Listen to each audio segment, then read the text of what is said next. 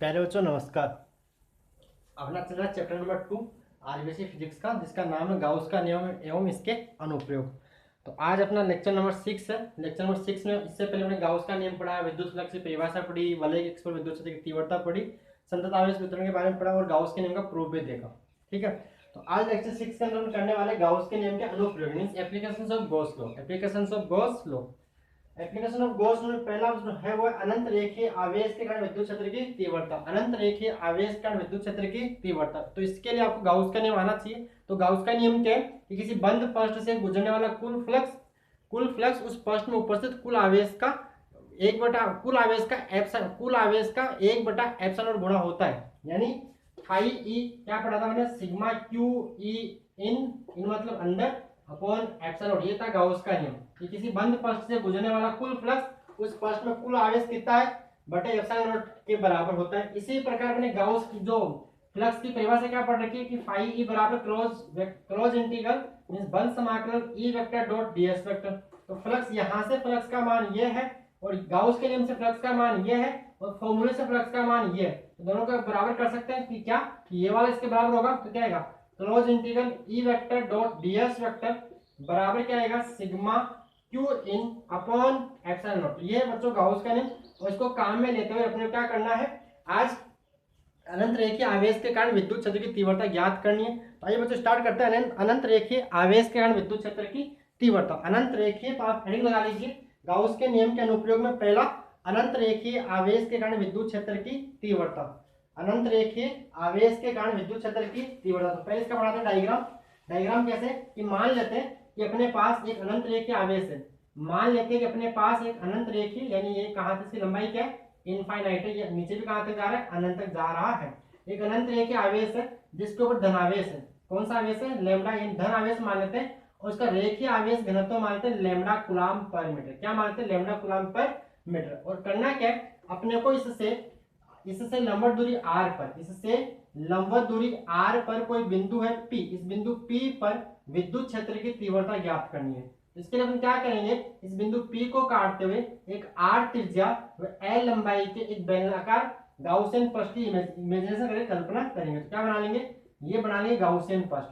इसकी लंबाई अपन ने कितनी मान ली, लंबाई इसके अपन ने मान ली है L। कितनी मानी, ये वाली लंबाई मान ली कितनी, L मान ली। उसकी त्रिज्या, ये बिंदु P को अपन इसके पृष्ठ गाउसियन पृष्ठ के ऊपर लेते हैं। तो त्रिज्या किसके बराबर है, जहां पर अपने को विद्युत क्षेत्र की तीव्रता ज्ञात करनी है उतनी त्रिज्या के गाउसियन पृष्ठ की कल्पना कर ली। बेलनाकारी क्यों माना, तो बच्चों की इसका कंसेप्ट है कि रेखीय आवेश के कारण गाउसियन पृष्ठ बेलनाकार बनेगा और बिंदु आवेश के कारण गाउसियन पृष्ठ गोलाकार बनेगा। ठीक है, तो रेखीय आवेश की वजह से गाउसियन पृष्ठ कैसा होगा, बेलनाकार होगा। तो पहले इसकी लिखते हैं बच्चों थ्योरी। थ्योरी क्या होगी कि मान लिखिए आप मेरे साथ साथ डायग्राम। पहले आप डायग्राम बनाइए, क्या करिए, पहले डायग्राम बनाइए और फिर थ्योरी लिखिए। थ्योरी में लिखवा रहा हूँ जैसे कैसे, जैसा अपने काम किया वही लिखना है कि माना एक रेखीय आवेश, माना एक रेखीय आवेश जिसका रेखीय आवेश घनत्व, जिसका रेखीय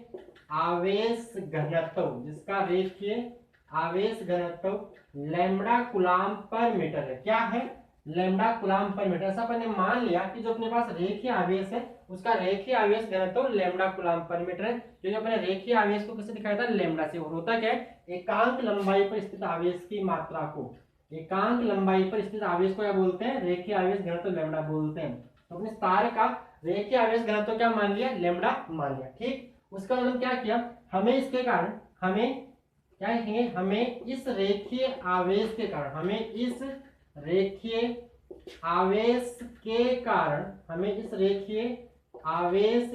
कारण इससे लंबवत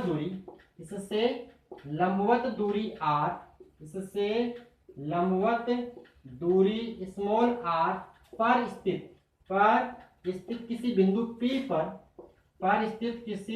बिंदु P पर विद्युत क्षेत्र की तीव्रता ज्ञात करनी है। विद्युत क्षेत्र की तीव्रता ज्ञात करनी है। क्लियर, ये काम जो अपने को करना है वो अपने लिख दिया यहाँ पे। उसके बाद क्या करना है, क्या अपन ने गाउसियन पृष्ठ की कल्पना की, कैसे की इसके लिए हमने बेलनाकार गाउसियन, इसके लिए हमने एक आर त्रिज्या व एल लंबाई के बेलनाकार गाउसियन पृष्ठ की कल्पना की। तो ये भी यहाँ पे लिख दीजिए। इसके लिए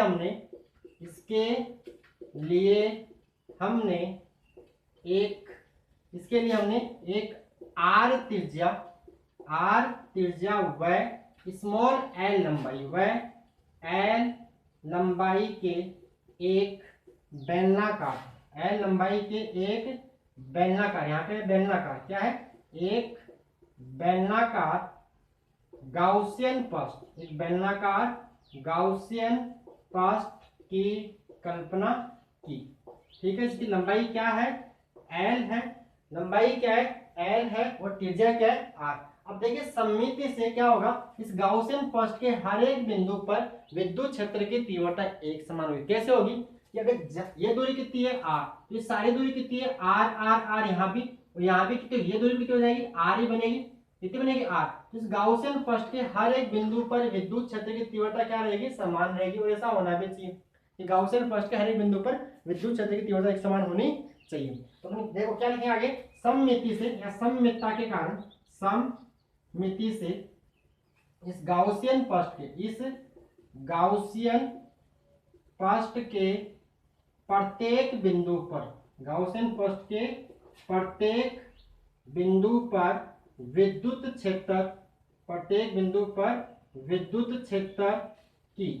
क्षेत्र की तीव्रता क्या रहेगी, समान रहेगी। तो उसके ऊपर लिख दूं, पढ़ा दो, गाउस के नियम का अनुप्रयोग करो। सममिति से गाउसियन पृष्ठ के प्रत्येक बिंदु पर विद्युत क्षेत्र की तीव्रता एक समान रहेगी। क्या रहेगी, एक समान रहेगी। तो ये बन गई इसकी थ्योरी। क्लियर, जैसा अपने को करना है वैसा अपने थ्योरी के अंदर लिख दिया। ठीक, तो आप डायग्राम बनाइए, थ्योरी लिखिए, फिर इसको अपन आगे कंटिन्यू करते हैं। तो आप पॉज करके थ्योरी लिखिए। समझ में आ रहा होगा, कुछ नहीं किया कि अपने एक रेखीय आवेश है, उसका रेखीय आवेश तो लैम्डा कूलम्ब पर मीटर, और इससे r दूरी पर कोई बिंदु P है, यहाँ पर विद्युत क्षेत्र की तीव्रता ज्ञात करनी है। इसके लिए हमने एक L लंबाई है, r त्रिज्या की गाउसियन पृष्ठ की कल्पना की, जिसके प्रत्येक बिंदु पर विद्युत क्षेत्र की तीव्रता समान है। और दिशा की बात करें तो त्रिज्यीय बाहर की ओर है। त्रिज्यीय बाहर की ओर क्यों है, क्योंकि अपन यहाँ पे कौन सा आवेश माना है, धनावेश माना है, तो त्रिज्यीय बाहर की ओर होगी। अगर आप यहाँ पर आप ऋणावेश मान लेते हो तो दिशा क्या होगी, अंदर की ओर आ जाएगी, त्रिज्यीय अंदर की ओर हो जाएगी। क्लियर यहाँ तक, यहाँ तक आप पॉज करके थोड़ी को नोट कीजिए, फिर मैं आगे इसको कंटिन्यू करता हूँ। ओके, आइए इधर इसको डाला हूं यहां से, जिसने पॉज नहीं किया वो पॉज करके नोट कर ले। आगे देखिए, आगे क्या है, अब जो ये गाउसियन पृष्ठ अपन ने माना है, ये जो गाउसियन पृष्ठ अपन ने माना है, इस गाउसियन पृष्ठ को तीन भागों में विभाजित किया जा सकता है। कि तीन भाग कौन से, पहला ऊपरी भाग S1, फिर निचले भाग, जो नीचे वाला भाग है S2, और एक बीच वाला भाग S3। तो आगे क्या लिखेंगे, इस गाउसियन पृष्ठ को तीन भागों में विभाजित किया जा सकता है। लिख लो, क्या लिखोगे, इस गाउसियन पृष्ठ को तीन भागों में विभाजित किया जा सकता है। तो ये लाइन आप लिख दोगे, इस गाउसियन पृष्ठ को तीन भागों में विभाजित किया जा सकता है। और पहला कौन सा, ऊपरी वर्ताकार भाग, पहला कौन सा, ऊपरी वर्ताकार भाग S1, दूसरा निचला वर्ताकार भाग S2, और तीसरा वक्राकार भाग, ये बीच वाला जो है वक्राकार भाग। कौन सा, बेलन का जो वक्राकार भाग, वक्र समझे, जो वक्र बना, जो बेलन का ये वक्र, ये वाला हिस्सा, जैसे नीचे वाला वर्ताकार, ये ऊपर वाला वर्ताकार, ये बीच वाला जो बेलनाकार है, जैसे बेलनाकार भाग, मध्य भाग बेलनाकार। तीन भाग में बांट सकते हैं, एक ऊपर वाला हिस्सा, एक बीच वाला हिस्सा, और एक नीचे वाला हिस्सा। ऊपर वाले को मैंने बोल दिया S1, नीचे वाले को बोल दिया S2, और बीच वाले को बोल दिया S3। तो देखिए यहाँ तक क्लियर। तो गाउस के नियम से क्या होता है, गाउस के नियम से, आगे लिखिए, गाउस के नियम से क्या होगा कि फ्लक्स क्या होता है, गाउस के नियम से क्लोज इंटीग्रल, बंद समाकलन किसका, सतह का। तो यहाँ क्या लगाएंगे, S मतलब सरफेस यानी सतह, E vector dot ds vector बराबर sigma Q in upon epsilon not. और ये अपन जो विद्युत से निकाल लो किसमें निकाल रहे, निर्वात में निकाल रहे, यहाँ पे एप्सिलॉन नॉट। अगर अपन माध्यम की बात करेंगे तो साथ में यहाँ पर एप्सिलॉन नॉट और आ जाएगा। लेकिन अभी अपन यहाँ कहाँ निकाल रहे हैं, निर्वात में निकाल रहे हैं। क्लियर है यहाँ तक। अब इस जो गाउसियन फर्स्ट जो ये अपना सतह समाकलन है, इसको अपन तीन भागों में तोड़ सकते हैं। कौन सा, एक S1 के लिए, एक S2 के लिए और तीसरा S3 के लिए। लिखिए इसको कैसे लिखेंगे, या लिखेंगे इसको close integral S1 E D vector dot ds vector. ये किसके लिए हो गया, सतह S1 के लिए, पहली सतह के लिए, ऊपर वाले के लिए। दूसरा किसके लिए, close integral S2 E vector dot S vector. ये किसके लिए हो गया, दूसरी सतह के लिए, नीचे वाले के लिए। और तीसरा किसके लिए, close integral S3 E vector dot ds vector. ये किसके लिए हो गया, इस बीच वाली सतह बेलनाकार सतह के लिए, तीसरे के लिए। बराबर क्या आएगा, सिग्मा क्यू इन। सिग्मा क्यू इन, सिग्मा क्यू इन मतलब, सिग्मा क्यू इन का मतलब है गाउसियन फर्स्ट के अंदर कुल कितना आवेश है। इस गाउसियन फर्स्ट के अंदर कितना आवेश है वो यहाँ पे लिखना है। सिग्मा क्यू इन की जगह नीचे क्या आएगा, एप्सिलॉन नॉट। क्लियर, यहाँ तक क्लियर है। तो आप यहाँ पे नोट कीजिए, इसको फिर आगे कंटिन्यू करते हैं। कि अपन ने कुछ नहीं किया कि तीन इसको गाउसियन फर्स्ट को तीन भागों में बांटा, ऊपर वाला भाग, नीचे वाला भाग और बीच वाला भाग। ऊपर और नीचे दोनों वर्ताकार है और बीच वाला कौन सा है, बेलनाकार है। फिर गाउस के नियम से अभी मैंने आपको बताया स्टार्टिंग के अंदर कि close integral E vector dot ds vector बराबर sigma Q in upon epsilon not. और इस जो ये सतह का समाकलन है, जो बंद समाकलन है, इसको तीन भागों में तोड़ दिया। क्यों, ये बंद सतह तीनों को मिला के बनी है। जो वही सतह है वो क्या है, इस ऊपर वाले भाग, नीचे वाले भाग और बीच वाले भाग तीनों को मिलाकर बनी है। तो तीनों को जोड़ दिया, S1 plus S2 plus S3 के। यहाँ तक क्लियर। तो यहाँ तक आप पॉज करके नोट कीजिए, फिर आगे इसको कंटिन्यू कर दें। ओके, पॉज कर लिया आपने। आइए देखिए बच्चों, पॉज करके नोट किया, फिर आगे आइए। फिर क्या है, अब देखिए यहाँ पर, अब ds क्या होता है, क्षेत्रफल सदिश। क्या होता है, क्षेत्रफल सदिश। तो जो भी बंद आकृतियां होती है उनका क्षेत्रफल सदिश कहाँ होता है, लंबवत बाहर की ओर। क्या, कहाँ पे होता है, लंबवत बाहर की ओर होता है। तो देखिए इसका क्षेत्रफल सदिश कहाँ आएगा, इधर ऊपर की ओर। मैं इसको हटा के यहाँ लिख रहा हूँ, इसको लैम्ब्डा कूलम्ब पर मीटर यहाँ लिख रहा हूँ। लैम्ब्डा कूलम्ब पर मीटर क्या है, इस तार का रेखीय आवेश घनत्व। इसका ds वेक्टर ऊपर आएगा और ई वेक्टर कहाँ है, यहाँ पे इधर बाहर की ओर। ये कोण कितना बन गया, 90 डिग्री। इसका ds वेक्टर कहाँ आएगा, नीचे आएगा। और इसका ई वेक्टर कहाँ है, इधर की ओर, इस अल्पांश का, इस अल्पांश का, इस अल्पांश का। क्लियर, ये इसका ई वेक्टर। यानी यहाँ भी कोण कितना बन गया, ई और ds के बीच में 90 डिग्री। जबकि बेलनाकार पृष्ठ की बात करें तो इसका ds वेक्टर कहाँ होगा, बाहर की ओर, लंबवत बाहर की ओर। और इसका ई वेक्टर भी कहाँ है, लंबवत बाहर की ओर। यानी यहाँ पर कोण कितना बन गया, 0 डिग्री। तो अपन क्या लिखेंगे, कि सतह S1 व सतह S2 में विद्युत क्षेत्र सदिश व क्षेत्रफल सदिश एक दूसरे से लंबवत है। क्या लिखेंगे, कि सतह S1 व S2, सतह S1 व S2 के लिए विद्युत क्षेत्र सदिश, विद्युत क्षेत्र सदिश व क्षेत्रफल सदिश एक दूसरे के लंबवत है। एक दूसरे के लंबवत दिख रहा ना भाई, ई कहां जा रहा है, इधर, और ds कहां जा रहा है, ऊपर। इसके लिए ऊपर वाले के लिए क्षेत्रफल सदिश ऊपर होगा और नीचे वाले के लिए क्षेत्रफल सदिश नीचे होगा, जबकि विद्युत क्षेत्र कहां है, इधर है। दोनों के बीच कोण कितना बन गया, 90 डिग्री बन गया। एक दूसरे से लंबवत है, जबकि सतह S3 के लिए, के लिए विद्युत क्षेत्र सदिश भी कहाँ है, इधर, और क्षेत्रफल सदिश भी कहाँ है, इधर। ठीक है, तो दोनों क्या होगा, एक दूसरे के समांतर। जबकि सतह S3 के लिए विद्युत क्षेत्र सदिश व क्षेत्रफल सदिश एक दूसरे के समांतर,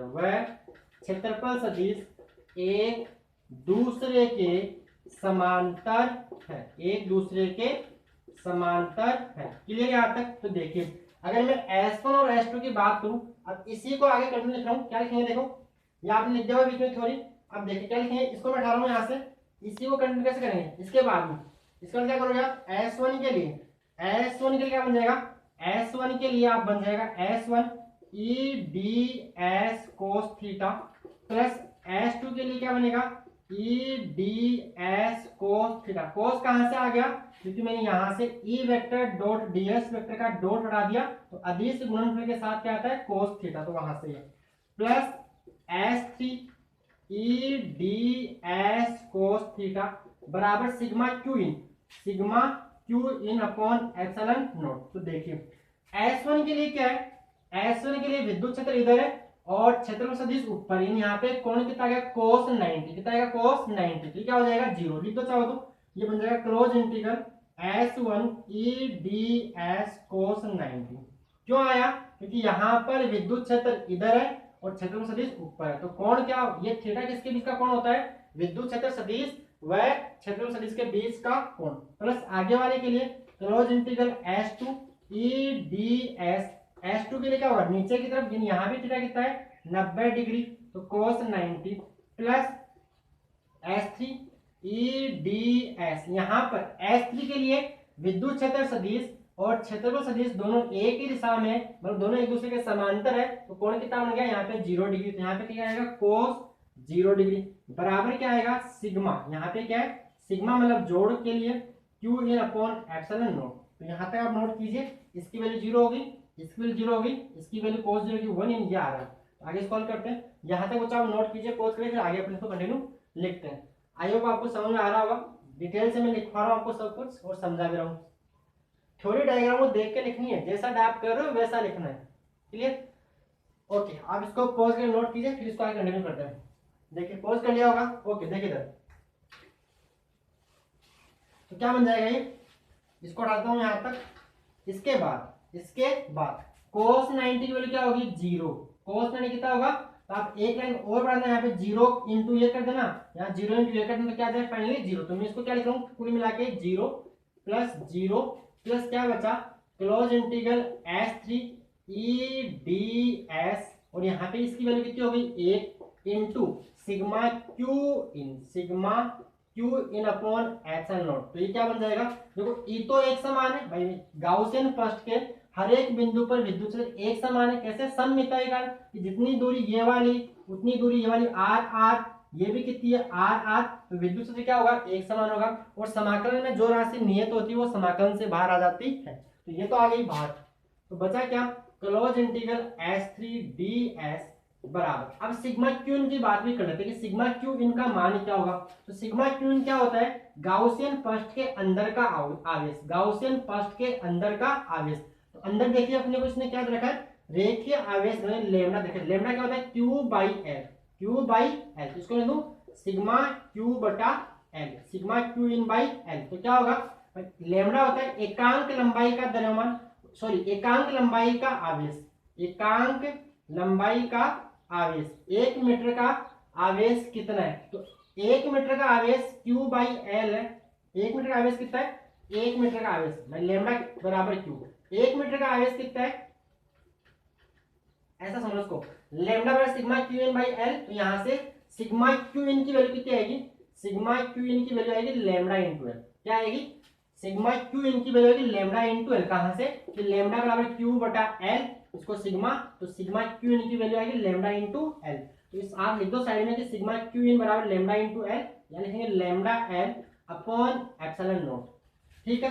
अब ds क्या है, इस S3 ds मतलब क्षेत्रफल, यहाँ पे क्या लग रहा है समाकलन, समाकलन मतलब क्या होता है जोड़, यानी इस वक्राकार भाग का क्षेत्रफल, इस वक्राकार भाग का क्षेत्रफल। तो बच्चों ये क्या है बेलन है, और बेलन का वक्र पृष्ठ का क्षेत्रफल क्या होता है 2 पाई RL, 10th क्लास में पढ़ा था, 11th में भी बेसिक जो मैथ्स है उसमें अपने पढ़ा था कि इस जो बेलनाकार है ये वक्र पृष्ठ है, इसका क्षेत्रफल क्या होगा 2 पाई RL, क्या होगा 2 पाई RL, जहां पे R क्या है इस वक्राकार भाग की त्रिज्या है और L क्या है ये वाली लंबाई है। तो ds की वैल्यू क्या आएगी, एक तो हमने क्या लिखेंगे यहाँ पे लिख दो साइड में, इस S3 ds की वैल्यू आएगी 2 पाई RL, और एक सिग्मा क्यू इन की जगह लिख दो लेमडा इंटू एल। तो यहाँ दोनों वैल्यू पुट करते हैं, तो ई इंटू 2 पाई RL इंटू में क्या lambda L upon epsilon not, L से एल कैंसिल, तो क्या बच जाएगा ई इंटू 2 पाई R बराबर लेमडा अपॉन एप्सिलॉन नॉट। आपने ये नोट कर लिया होगा पहले, इसको मैं 18 यहाँ से नीचे से, देखिए क्या बन जाएगा, ये बन गया अपने किसका मान चाहिए, ई मतलब विद्युत क्षेत्र, तो विद्युत क्षेत्र क्या आ जाएगा यहाँ से ई बराबर लेमड़ा, लेमड़ा तो क्या है ऊपर है, अपॉन 2 पाई आर, नीचे जाएगा 2 पाई आर एप्सिलॉन नॉट, तो ये आ गई लेमड़ा की वैल्यू। इसको ढंग से लिखिए तो लिख देते हैं ई बराबर lambda upon 2 pi epsilon naught into r, 2 pi epsilon into r, तो इसको आप कर लो बॉक्स में बंद। तो ये आ गया विद्युत क्षेत्र का व्यंजक। अगर बच्चों इसको के की टर्म्स में चेंज करना है अपने को, तो क्या करेंगे अपन, यहाँ लिख रहा हूँ उसके बाद, अगर के की टर्म्स में चेंज करना है, के मतलब जब हम पढ़ते हैं के बराबर क्या होता है 1/4 पाई एप्सिलॉन नॉट, के की वैल्यू क्या होती है 9 इंटू 10⁹ होती है। तो के रूप में लाना तो नीचे क्या आना चाहिए 4 आना चाहिए, तो 4 लाने के लिए क्या किया जाए, ऊपर नीचे 2 से मल्टीप्लाई कर दो। तो क्या कर देंगे, अगर आपको ये भी सही है, ये लेमड़ा और एप्सिलॉन नॉट के टर्म्स में विद्युत क्षेत्र का व्यंजक है, अगर आपको के रूप में लाना है तो ऊपर नीचे इसको क्या कर दो, 2 से मल्टीप्लाई भी कर दो और 2 से मतलब ऊपर नीचे 2 से गुणा भाग कर दो, तो क्या हो जाएगा 2 pi epsilon naught r into 2, तो ये क्या बन जाएगा देखिए ई बराबर क्या आ जाएगा, ऊपर तो आ जाएगा 2 लेमड़ा, नीचे 2 इंटू तो क्या हो जाएगा 4 pi epsilon naught into r. और बच्चों आपको याद होगा ये क्या है, एक तरह से ये बटे में आ रहा है 4 पाई एप्सिलॉन, 1/4 पाई एप्सिलॉन क्या लिखते हैं के लिखते हैं, तो ये क्या बन जाएगा ई बराबर 2 के लेमड़ा बाई आर, ये आ गया किसके रूप में, के रूप में। तो बच्चों आप यहाँ तक नोट कीजिए, इसका आगे कंटिन्यू और करते हैं। यहाँ तक आप नोट कीजिए, पॉज कर लो और नोट कर लो, फिर आगे चलते हैं। ओके पॉज कर लिया, देखिए आगे। अब देखिए ये तो आ गया 2 के by lambda r, lambda upon 2 pi epsilon naught के रूप में और 2 के लेमड़ा बाई आर के रूप में। अगर इसको सदिश के रूप में लिखना हो तो क्या लिखेंगे, सदिश रूप में, सदिश रूप में, सदिश रूप में क्या आएगा, यहाँ वेक्टर लगा देंगे lambda upon 2 pi epsilon not, ये तो इसका हो गया परिणाम, ये साथ क्या देते हैं दिशा, तो यहाँ पे लगा देते हैं आर के, जहाँ पे आर के क्या है इस तार के लंबवत इस दिशा में, ये मान लो ये आर के है, ये बता रहे इसके इकाई सदिश, दिशा को बता, दिशा क्या है इसकी इस तार इस तल इसके तार के लंबवत ऐसे, प्लीज ये बाहर की ओर, तो ये हो गया इसका सदिश रूप ई वेक्टर बराबर lambda upon 2 pi epsilon naught r के। एक बात और देखें, देखिए यहाँ पे ई और लेमड़ा के बीच क्या संबंध है, समानुपाती का। अगर लेमड़ा मतलब रेखीय आवेश घनत्व बढ़ेगा, मतलब रेखीय आवेश घनत्व बढ़ेगा, तो अगर ये बढ़ेगा तो ई का मान भी क्या होगा बढ़ेगा। और अगर मैं ई और आर के बीच में संबंध निकालूं तो ये क्या संबंध है, ई व्युत्क्रमानुपाती आर, मतलब आर का मान बढ़ेगा तो ई का मान क्या होगा कम, भाई अंश का मान हर का मान बढ़ेगा तो ये क्या कम होगा कि नहीं होगा, क्लियर है। तो पता होगा ना भाई 10/5 कितना आता है 2, मैंने इसको नीचे और 10 ही कर दिया, कितना आ जाएगा 1, तो बढ़ा की घटा, तो घट रहा है, यस है क्लियर। तो अगर मैं ग्राफ बनाना चाहूं तो यहाँ तो ग्राफ कैसा आएगा, समानुपाती में ग्राफ कैसा होता है रेखीय होता है, आपको पता होगा, और व्युत्क्रमानुपाती में ग्राफ कैसा होता है पैराबोलिक ऐसा आता है घटता हुआ। इन दोनों ग्राफ बनाता है, क्या बनाता है इन दोनों का ग्राफ। तो पहला ग्राफ लिखिए ई व आर के मध्य ग्राफ, ई व आर के मध्य ग्राफ, तो ई व्युत्क्रमानुपाती क्या है 1/r, मान लो यहाँ पे ले लेते हैं अपन x अक्ष पे r, y अक्ष पे e। ऐसा ही क्यों लिया, तो जो राशि डिपेंडेंट होती है उसको लेते हैं y अक्ष पर, और जो राशि इंडिपेंडेंट होती है स्वतंत्र होती है उसको लेते हैं x अक्ष पर, और ये हो गया मूल बिंदु। तो देखिए दूरी बढ़ने के साथ विद्युत क्षेत्र क्या होगा कम होगा, तो ग्राफ कैसा आएगा, ये ग्राफ आएगा ऐसा। दूसरा ग्राफ, ये तो था पहला ग्राफ, दूसरा ग्राफ इसके बीच में ई व लेमड़ा, ई मतलब विद्युत क्षेत्र, लेमड़ा मतलब रेखीय आवेश घनत्व के मध्य ग्राफ। तो इनमें संबंध कैसा है दिख रहा है फॉर्मूले से कि ई समानुपाती लेमड़ा है, ई समानुपाती क्या है लेमड़ा, तो ग्राफ कैसा आएगा, यहाँ पे अपन y एक्स पे लेते हैं ई, ये हो गया मूल बिंदु, ये हो गया लेमड़ा इधर एक्स एक्स पे, तो ग्राफ कैसा कि लेमड़ा बढ़ेगा तो ई भी बढ़ेगा, देखिए और लेमड़ा 0 तो ई भी 0, तो 0 पे 0, तो ग्राफ कैसा आएगा समानुपाती का ग्राफ। ये ग्राफ है ई समानुपाती लेमड़ा का, और ये ग्राफ है ई व्युत्क्रमानुपाती 1/r का। तो बच्चों ये था अपना रेखीय आवेश के कारण विद्युत क्षेत्र की तीव्रता का व्यंजक ई बराबर lambda upon 2 pi epsilon not r, ई बराबर lambda upon 2 pi epsilon not r। ठीक है, आपको समझ में आया होगा। आप इसको पॉज के नोट कीजिए, अच्छी तरह से डायग्राम बना लीजिए। अगर आपको वीडियो अच्छा लगा तो लाइक कीजिए, इससे हमें थोड़ा सा मोटिवेशन मिलता है कि हाँ हम थोड़ा सही काम कर रहे हैं। और धन्यवाद, चैनल को सब्सक्राइब जरूर कर लो बच्चों। Thank you.